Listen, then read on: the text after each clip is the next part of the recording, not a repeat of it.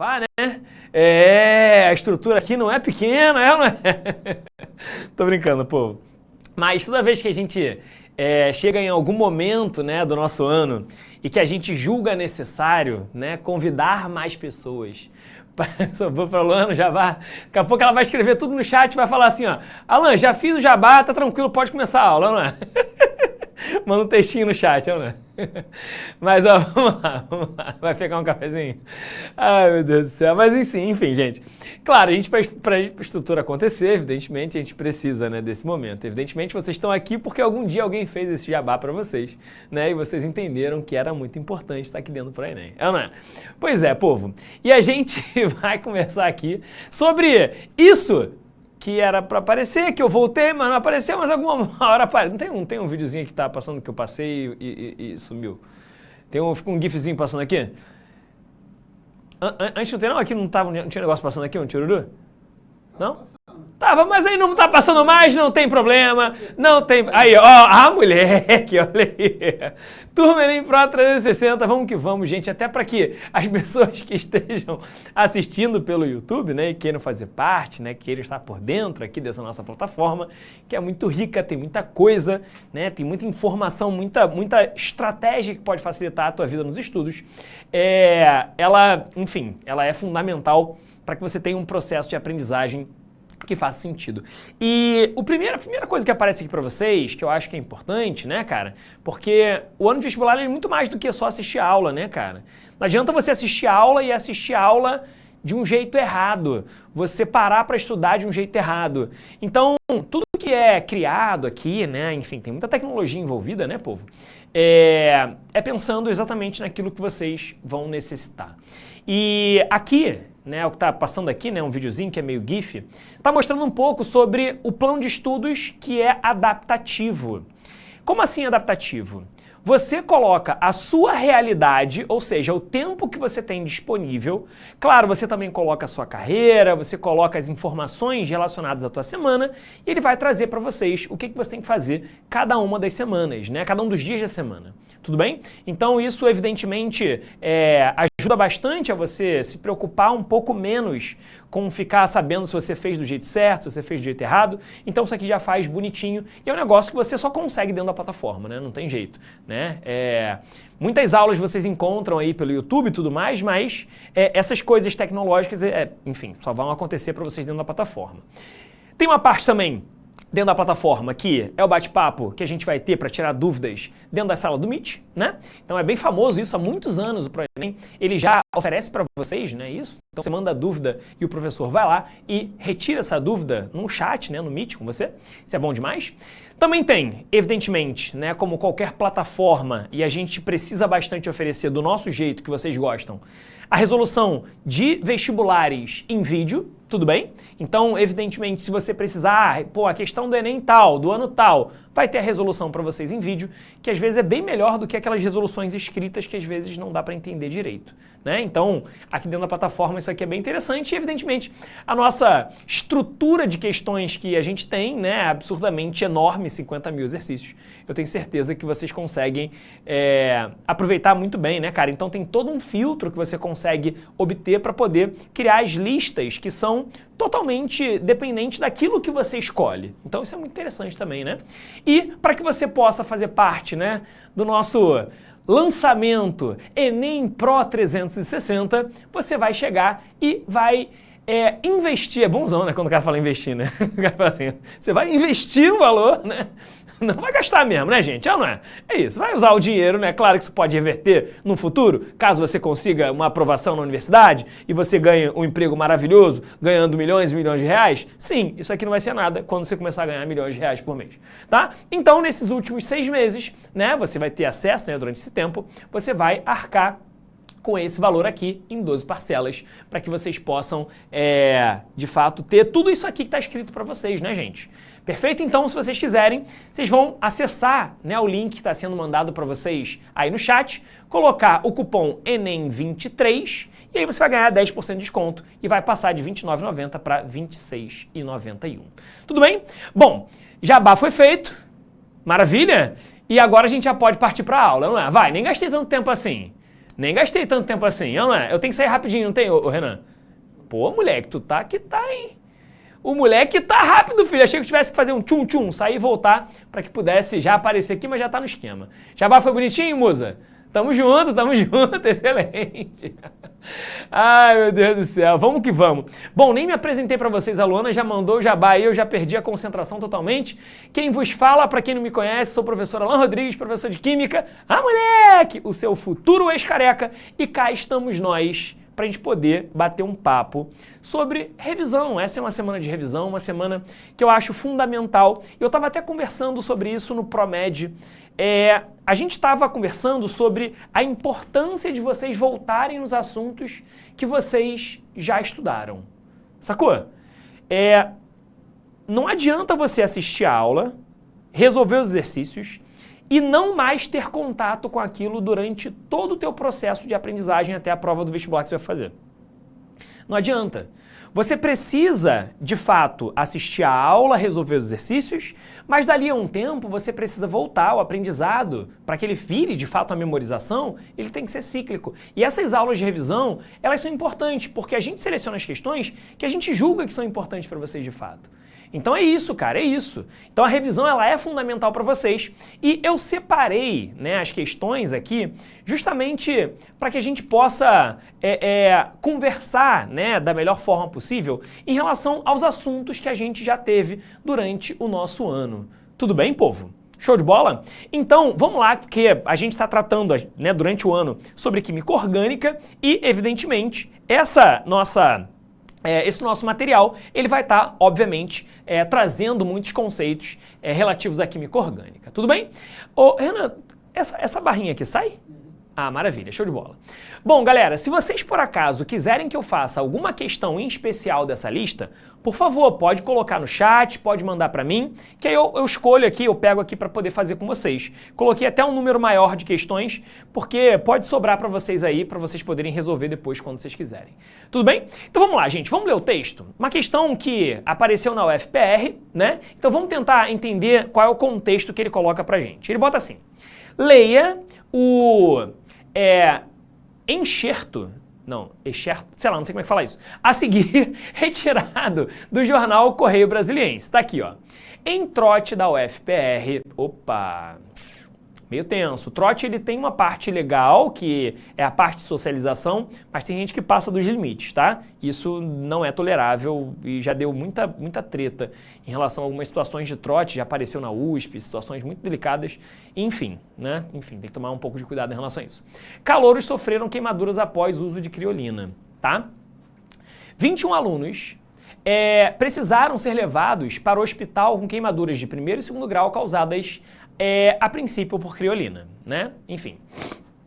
Ele botou assim: a Polícia Civil do Paraná, PCPR, informou ao Correio, né, que é o jornal em questão, que o trote ocorreu na frente da universidade, como parte da recepção dos novos alunos. Os calouros precisaram pedir dinheiro no sinal e, na sequência, foram encurralados por veteranos em um terreno baldio, enquanto os veteranos jogavam um produto nas costas deles, o que ocasionou lesões. Gente, isso aqui é de uma má ideia, cara. Isso aqui é de uma péssima ideia, cara. Pô, o trote tem a sua função, mas quando ele é só de socialização, se você fazer maldade, não faz o menor sentido, cara. Na nota, a polícia confirma ainda que no local foi encontrado 1 litro de criolina, desinfetante e germicida de uso veterinário. E aí, olha só o que ele contou pra gente no texto. Teve uma contextualização, absurdo essa parada, né, cara? Enfim. Aí ele bota o seguinte pra gente, ó. Após a análise técnica do conteúdo contido no litro, foi constatado que a criolina, encontrada no local, continha em sua composição química uma mistura de cresóis. O que são cresóis? São metilbenzenóis. Opa! Assinale a alternativa correta que demonstra o número de compostos isoméricos de posição presentes na mistura. Gente, vamos lá. Vamos lá. O que ele colocou pra gente aqui? Bom, quando a gente vai tratar sobre cresol, o que a gente tem que entender? Ele quer saber quantos isômeros a gente vai ter. E para isso, ele diz pra gente que a gente vai ter metilbenzenóis. O que é isso? Metilbenzenol. Metilbenzenol. Aqui ele colocou no plural, daí ele colocou metilbenzenóis. Olhando para esse texto, o que a gente pode perceber? Vem comigo, gente. Questão de número 1. Nessa questão de número 1, quando ele fala sobre metilbenzenol, o que ele está trazendo de informação? Metilbenzenol. Essa nomenclatura, tanto a criolina, evidentemente, é um nome usual, e esse daqui, ele também é um nome usual. Tá? O que isso significa? Metilbenzenol. Isso significa pra gente que a gente vai ter um grupo metil, que é um CH3, preso num benzenol, que é um nome usual, sacou? É um nome usual. Quando a gente tem a terminação ol, isso aqui caracteriza pra gente a presença da hidroxila. Benzeno é o anel aromático, vocês sabem disso. Então, se eu chego para vocês e coloco o anel aromático, que é o benzeno, e eu digo para você que ele é um benzenol, isso vai indicar para a gente que ele vai ter preso nesse anel aromático a hidroxila. Tá aqui. Benzenol. Agora o metil. O metil, ele pode entrar nessa cadeia na posição orto, ele pode entrar nessa cadeia, ele pode entrar aqui, na posição meta, e ele também pode entrar aqui na posição para. Lembra, gente, que orto, meta e para, eles são isômeros de posição. A pergunta dele foi, quantos isômeros de posição diferentes a gente pode ter? Eu tenho orto, eu tenho meta e eu tenho para. Alan, eu poderia ligar para o outro lado? Seria um isômero? Não, seria somente a outra posição orto. Então, gente, tá muito tranquilo, muito de boa. Perfeito? Fez sentido para vocês? Então são 3 opções, são 3 possibilidades, são 3 isômeros. Lembra que isômeros são substâncias diferentes com a mesma fórmula molecular. Se são 3 opções, vamos olhar aqui para as nossas opções que ele colocou para a gente. De fato, o gabarito é a letra C de casa. São 3 substâncias diferentes, são 3 isômeros de posição diferentes. A nossa resposta é letra C de casa. Maravilha! Então a primeira questão, ela foi resolvida tranquilamente. Show? Beleza? A questão era tranquila, né?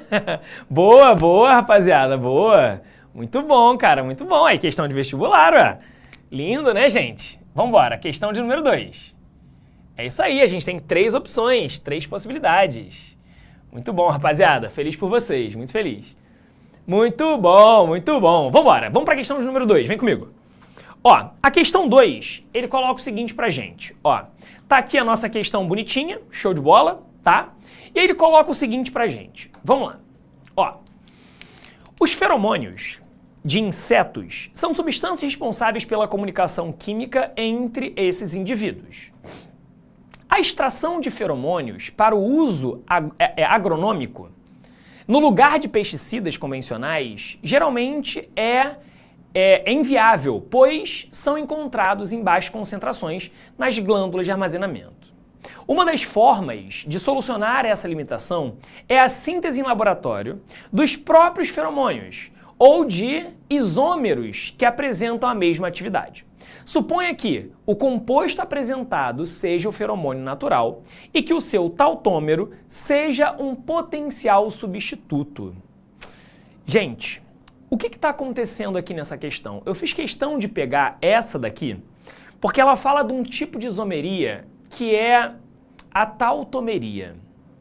A tautomeria, ela é um tipo de isomeria que ela acontece em várias situações, só que principalmente quando a gente tem esse grupo daqui, ó, que é o C dupla O.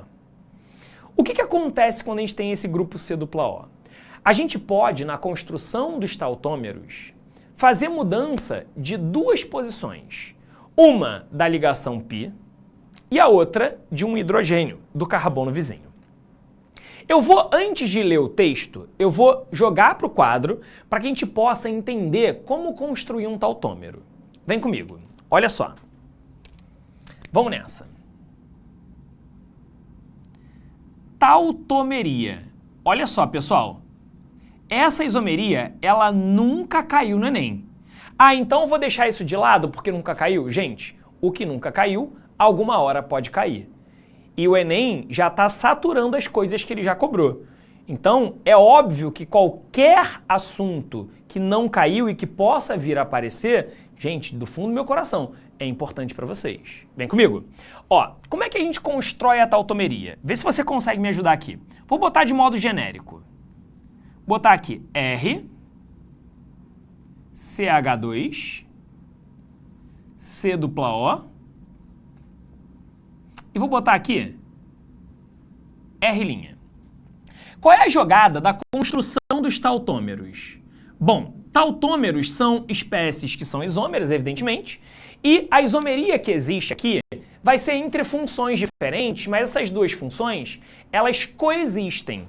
Elas existem no equilíbrio dinâmico. A jogada aqui é que a ligação π presente no C dupla O, ela cai para cá. A ligação π, ela cai para cá. Então eu vou formar uma ligação dupla aqui. E um desses hidrogênios, ele migra para o oxigênio. É assim que a gente constrói o tautômero. Desce a ligação π e sobe o hidrogênio. Beleza? Então vamos lá. Só para vocês entenderem de forma genérica, depois eu pego o exemplo da questão. R. Agora, esse CH2 vai mandar um dos hidrogênios para o oxigênio lá em cima. Então ele vai virar CH. Era CH2, mandei um lá para cima. CH. Agora a ligação aqui vira uma ligação dupla e eu vou ter esse carbono daqui. Lá em cima vai virar um OH. OH. E agora aqui na direita a gente vai ter o R'. Tá aqui. O caminho de volta é a mesma coisa. Esse cara volta para cá, esse cara volta para cá, e assim a gente vai ter o caminho de ida e de volta. Só que a questão, ela não tratou sobre esse exemplo daqui, até porque ele é um exemplo genérico. Ele tratou de um exemplo em específico. Olha aqui no texto. O composto que ele colocou pra gente foi esse. Vamos desenhar esse cara no quadro e tentar escrever o tautômero dele? Vem comigo, olha só. Ele colocou pra gente esse camarada daqui em especial, ó. Que foi esse doidão, ó. Esse cara daqui. Tá vendo que ele tem o dupla O? A mesma coisa que aconteceu aqui. Só que no lugar desse R', ele vai ter o H. No lugar desse R vai ser um CH3. Vamos lá? Vou desenhar o tautômero aqui pra você. Pra gente desenhar o tautômero, o que eu vou fazer é, vou jogar essa ligação π pra cá. E aqui, só para vocês entenderem, existe um carbono que tem 2 hidrogênios. Então, o que ocorre é que um desses hidrogênios sobe para o oxigênio. Então, eu faço a troca ali. Desce a π e sobe o hidrogênio. Sendo assim, o produto da nossa reação vai ter esse formato. Olha só. Aqui vai cair a dupla. Então, vou botar uma ligação dupla para cá. Beleza? E lá em cima vai virar um OH. Aqui em cima vai virar um OH. Agora preste atenção. Hidrogênio em fórmula bastão, ele não precisa ser escrito. Aqui está escrito, mas ele pode não ser escrito. Por que eu estou contando isso para vocês? Vem comigo para a gente olhar para as opções. Quando a gente olha para as opções, a opção que mais se parece com aquilo que eu coloquei para vocês está aqui na letra C. Ah, mas Alan, mas está faltando o H aqui. Está faltando o H por quê? Olha para cá. O H na fórmula bastão, ele não precisa ser escrito. Pelo menos os Hs que estão ligados ao carbono. Olha e vê se isso aqui não é exatamente o que ele colocou pra gente. Beleza? E sendo assim, o nosso gabarito na questão de número 2, ela vai ser letra C de casa. Tudo bem, meu povo? Tá feita a número 2. Show de bola? Alan, na questão 1, não precisa usar a questão das dirigências? Então, olha só, ô Julinha, você vai usar a questão das dirigências quando você for fazer uma reação química, tá? Se você for fazer uma reação química, aí você vai usar as dirigências.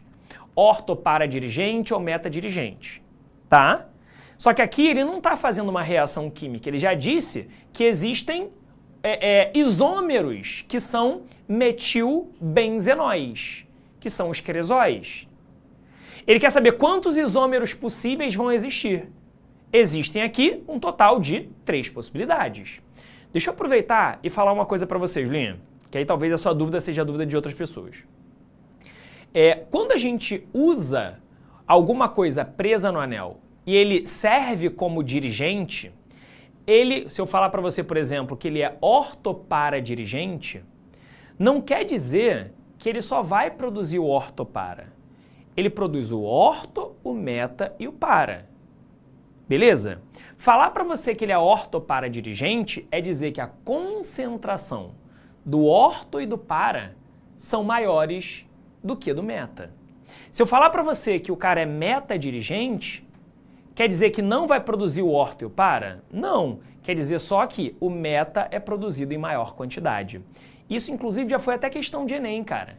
Ele colocava uma reação de substituição no anel aromático que tinha um grupo dirigente. E a resposta era um orto, meta e o para. Porque ele não perguntou o produto que é gerado em maior quantidade, que é gerado em maior concentração. O que ele perguntou foi quais são as possibilidades que a gente vai ter de produtos a serem gerados. Beleza? A questão 1 é sobre qual tema? Então, a questão 1, ela é sobre essa parte de nomenclatura, né, de funções orgânicas, junto com isomeria, que é o bate-papo que a gente teve durante esse processo. Beleza? Show? Olha aí, o Ixor botou tautomeria aldoenólica, exatamente, é um aldeído e um enol, mandou bem. Né, um tipo de tautomeria, um equilíbrio aldoenólico, mandou benzaço, boa. Excelente, cara, mandou bem, mandou bem. Vem comigo, olha só, vamos partir para a nossa próxima questão, questão de número 3, e aí a gente vai conversar um pouquinho sobre ela. Eu queria que vocês olhassem para essa questão primeiro, enquanto eu desenho essa molécula ali no quadro. Eu sei que é uma molécula grande, mas ela vai ser útil para a gente poder resolver a nossa questão. Então, Renanzinho, pode deixar do jeito que tá, que eu vou só escrever essa molécula de número 3 aqui no quadro, para poder fazer alguns apontamentos, tá? Então, vamos embora. Olha só, vou só desenhar aqui para vocês. Então, a gente vai ter, aqui vai ser um C dupla O, beleza, maravilha. Vou ter aqui embaixo um OH, OH, maravilha, show de bola. Aí a gente vai ter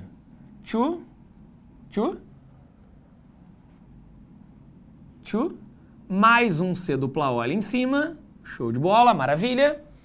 Vou ter um NH2 pintadinho, né, uma ligação pintada aqui, ó, NH2, show de bola, maravilha. Aí a gente vai ter aqui um NH, maravilha. Aí a gente vai ter uma ligação pintadinha. Show de bola.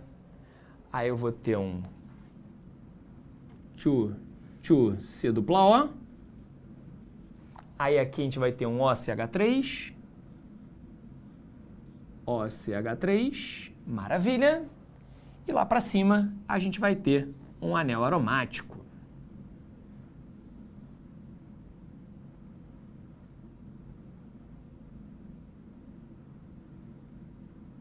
Tá aqui. Vou só conferir se essa molécula tá certinha, desenhada. Beleza, show de bola, acho que é isso mesmo, show de bola, tá? Maravilha. Ó, vamos ler o texto. O texto ele bota o seguinte pra gente, ó. A fórmula estrutural da aspartame, que é utilizado como adoçante, pode ser representado por tananã. Tá aqui a estrutura dele bonitinha, tá desenhada no quadro, daqui a pouco eu vou usar pra gente poder resolver a nossa questão.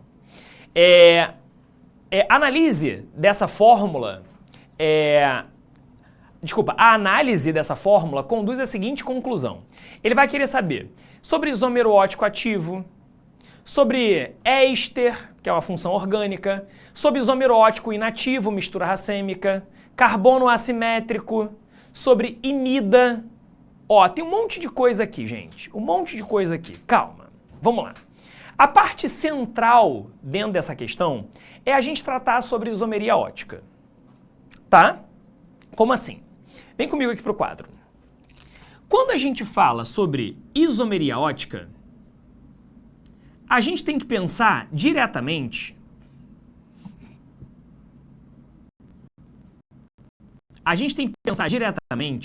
no que eu chamo de carbono quiral, também conhecido como carbono assimétrico.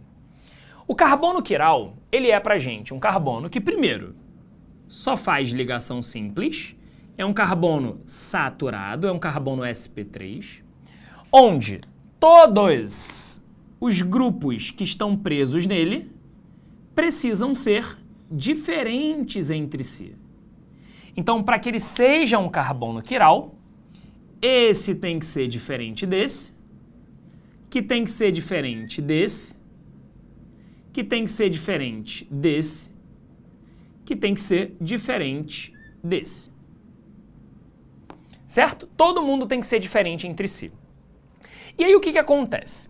Quando a gente olha para essa estrutura, quantos carbonos quirais nós encontramos? Para começar, para ser carbono quiral, ele só pode ter ligação simples. Em outras palavras, esse carbono que tem dupla, ele nunca vai ser quiral. Esse carbono que tem dupla nunca vai ser quiral. Esse que tem dupla nunca vai ser quiral e nenhum do anel aromático vai ser carbono quiral. Faz sentido?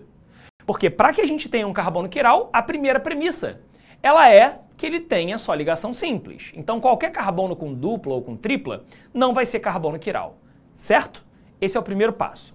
Agora, se você tiver, por acaso, um CH3, ele também não é quiral. Por quê? CH3 é um carbono que tem 3 hidrogênios. Então ele já tem 3 ligantes iguais, então ele não vai ser quiral. Assim como o CH3 não é quiral, CH2 também não é quiral. Em outras palavras, se eu tiver um carbono com 2 hidrogênios, ele também não vai ser quiral, porque ele vai ter 2 ligantes iguais. Então, assim como esse cara daqui é um CH2, esse daqui é um CH2, então nenhum deles vai ser quiral. Ou seja, em outras palavras, eu posso dizer para vocês que os únicos que sobraram para cogitar a hipótese de ser quiral serão esse daqui e esse daqui. E aí eu te pergunto, eles são quirais? Bom, para a gente poder analisar isso e descobrir se eles são quirais, a gente tem que perceber o seguinte. Será que todos os ligantes dele são diferentes entre si? Nota que esse carbono está com 3 ligações? Isso mostra pra gente que a quarta ligação dele vai existir, obviamente, e é para hidrogênio, já que ela não aparece.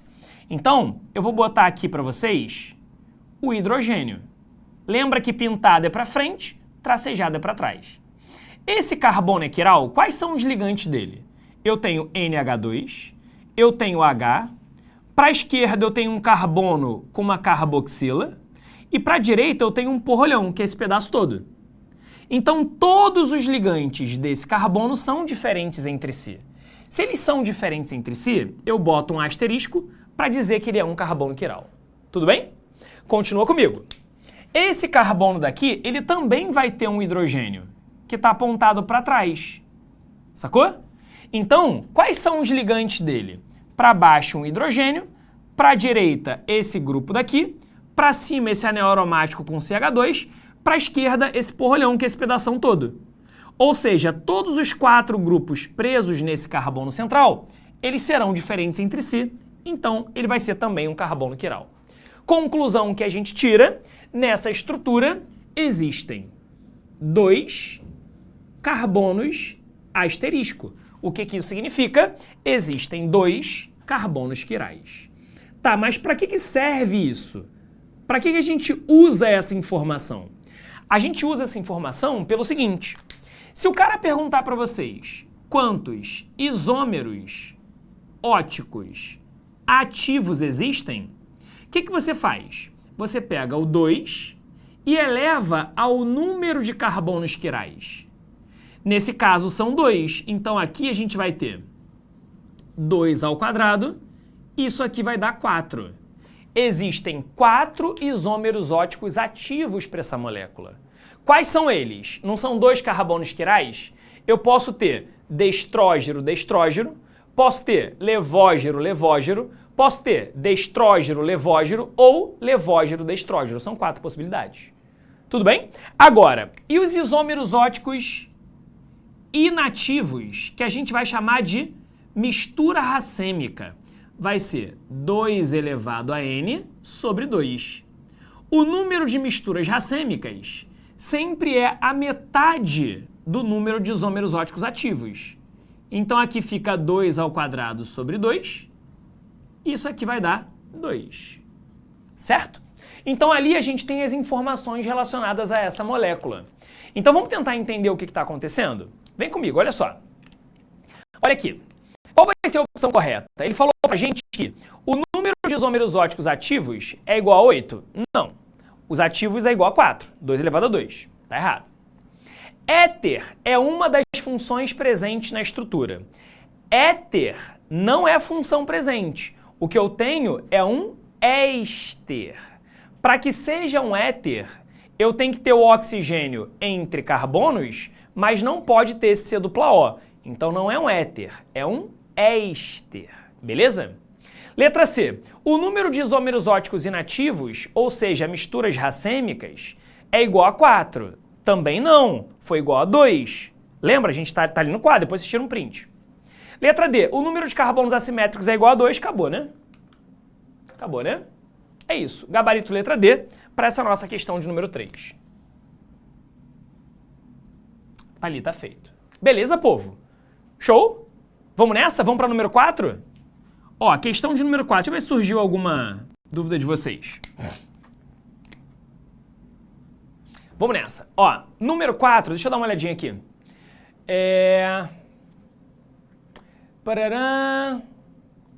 Ah, alguém pediu para fazer a 8. Eu posso fazer o que vocês pedirem. Professor, em que caso eu tenho que analisar o número atômico para dizer se é isômero E ou Z? O isômero E e Z, Vitor, é o isômero que você deve ter aprendido como isomeria geométrica. E aí você vai ter que olhar para saber o número atômico quando todo mundo que estiver preso no carbono, ou nos carbonos da dupla, por exemplo, forem diferentes entre si. Aí você analisa pelo número atômico, tá? O que significa essa linha mais grossa? Então, Pamilinha, eu sugiro a você a olhar o início do ano, dentro do nosso curso. Porque lá no iniciozinho do ano, a gente falou exatamente sobre a geometria molecular dos átomos de carbono. E eu indiquei para vocês que ligação pintada é uma ligação para frente, ligação tracejada é uma ligação para trás. Não muda nada para vocês, é só uma representação espacial, tá bom? Ó, eu vou botar na questão 8, que foi a pedido do Matheus, e aí evidentemente, né, vocês pediram, eu vou colocar, vou fazer aqui, para a gente poder botar como última questãozinha para vocês, tá? Ó, ele colocou aqui questão de número 8, deixa eu ir para lá, ó, questão de número 8, tá linda. Vamos fazer aqui juntos, povo? Ó, essas questões que surgiram aqui agora são questões relacionadas a reações orgânicas, tá, povo? Então a gente trabalhou com reações orgânicas depois da parte de isomeria, tá? Bom, vamos ler o texto aqui para a gente tentar entender um pouquinho melhor sobre isso. Bom, leia o texto para responder, né, as questões ou a questão. O isopropanol, que é esse cara que está aqui, ó, esse cara que está aqui, de massa molar 60, é um álcool muito utilizado como solvente para limpeza de circuitos eletrônicos. Gente, sabe por que isso acontece? Se você for limpar circuito eletrônico com etanol e não com isopropanol, o etanol ele sempre tem um pouquinho de água e a água pode acabar favorecendo a curto-circuito, né? Então o pessoal usa o isopropanol porque usar o etanol, ele junto com a água produz o que a gente chama de mistura azeotrópica. É muito difícil, não é impossível, mas é muito difícil você tirar a água do etanol e é caro também fazer isso. Tá? Bom, a produção mundial desse álcool chega a 2,7 milhões de toneladas por ano. Tá, maravilha. A indústria química dispõe de diversos processos para obtenção do isopropanol. Entre eles, o que envolve a reação da acetona, acetona, que é esse cara que está aqui, beleza? Com o hidrogênio. A equação dessa reação foi mostrada aqui embaixo. Maravilha, show de bola. E aí ele quer saber, nessa questão de número 8, sobre essa transformação da acetona em isopropanol. Ele quer saber, isso daqui é uma reação orgânica que acontece como que tipo, né? Qual é o nome dessa reação orgânica? Bom, vem comigo aqui para a gente poder conversar sobre ela. Eu vou tomar a liberdade de escrever a estrutura, né, ou as estruturas desses componentes participantes da reação. Eu vou escrever não do jeito que eu coloquei na questão, que foi a fórmula em bastão, e sim vou colocar para vocês como fórmula estrutural. Sem ser... Tá, tudo bem, a bastão é estrutural, mas vou botar a estrutural sem ser a bastão, aquela que eu represento os átomos que estão ligados, tá? Então vamos lá. O que acontece aqui, meus amores? Quando a gente pega e vai escrever a propanona, ela tem essa estrutura daqui, ó. Ela tem um C dupla O entre carbonos. Tá aqui. Beleza? Essa é a propanona. Quando a gente bota a propanona para reagir com H2, o que acontece, povo? Bom, o que acontece, a questão contou pra gente, é que a gente dá origem ao isopropanol. O isopropanol vai ter essa estrutura daqui, ó. Aqui a gente não mexe, é um CH3. Eu vou ter aqui um C. Lá em cima eu vou ter um OH.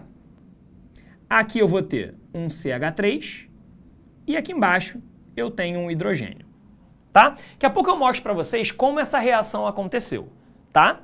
Bom, quando a gente teve aula sobre reações orgânicas e eu fiz questão de apresentar um monte de reações para vocês, eu chamei a atenção sobre reações químicas que envolviam o hidrogênio, que são reações de hidrogenação catalítica. O que acontece quando a gente tem hidrogenação? Vamos lá? Vamos tentar entender aqui? Vem comigo, povo.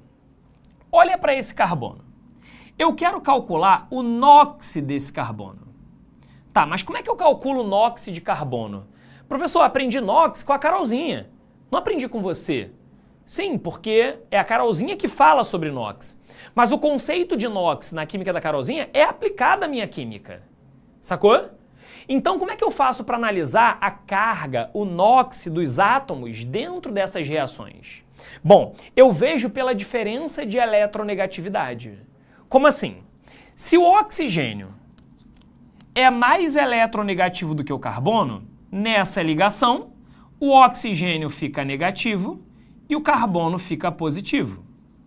Se o oxigênio é mais eletronegativo do que o carbono, ele puxa os elétrons para cima dele, ele fica negativo nessa ligação e fica positivo nessa. Tá aqui. Ligação carbono-carbono, como são dois elementos iguais, eles têm a mesma eletronegatividade, então a carga é zero.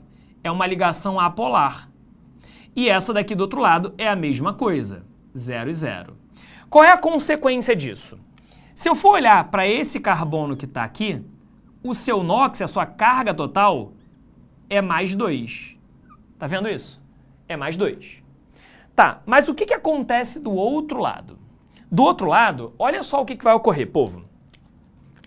O oxigênio é mais eletronegativo do que o carbono, tá? Mas ligação carbono-carbono é 0 e 0, tá? Carbono e hidrogênio, o carbono é mais eletronegativo do que o hidrogênio. Então fica ao contrário do oxigênio. É o carbono que fica negativo. Ligação carbono-carbono, 0 e 0. Então, a gente vai dizer que esse carbono vai ter uma carga total igual a 0. O que está acontecendo? Ele está saindo da carga mais 2 e ele está indo para a carga 0. Se ele vai de mais 2 para 0, o NOx está diminuindo, ou seja, esse cara ele está sofrendo o processo de redução. Beleza? E aí, cara, você nem precisava dessa história toda. Eu contei, se eu não me engano, na semana passada, foi isso mesmo, semana passada, que quando a gente tem uma reação química onde há entrada de hidrogênio, a reação é de redução. É o contrário a uma reação de oxidação, que é quando entra o oxigênio. Sacou? Você entendeu a parada? E aí, como é que essa reação acontece? Ué, eu quebro a ligação π, mando um H para cá, mando o outro H aqui para baixo, e aí eu gero os produtos. Entende? Reação de hidrogenação catalítica são reações de redução. E aí eu posso olhar para as nossas opções e vem comigo, povo. A gente consegue perceber que eu tenho na letra D a resposta à redução, que é exatamente a nossa resposta aqui para essa questão de número 8. Então, letra D é o nosso gabarito. Aqui não é nem número 4, né? Aqui é número 8, na verdade. Resposta, letra D de dado. Foi? Tira um print desse quadro aí, meu povo. Tira um printzão. Foi redução mesmo, tá vendo? Essa é a resposta, mano. Show de bola? Bom, galera, nesse momento a gente já vai se despedindo aqui, tá? Quero agradecer aos risos nessa noite de aula, né? Nessa terça-feira. Então, obrigado pelos risos, né? No início foi bom, né? É bom quando é assim, né, cara? A aula passa rápido, assim é bom, né? Rapidinho resolve o problema. E eu quero que, acima de tudo, vocês relembrem de alguns pontos que foram fundamentais para vocês aqui durante a nossa trajetória, beleza? Um grande beijo do seu futuro ex-careca que usa cachecol no calor. Um grande beijo no coração e fui! Assista nossas aulas a hora que você quiser. Vem com o Pro, o cursinho online que mais aprova no Enem. Assine em proenem.com.br. We gotta celebrate the beauty of the world that keeps on giving.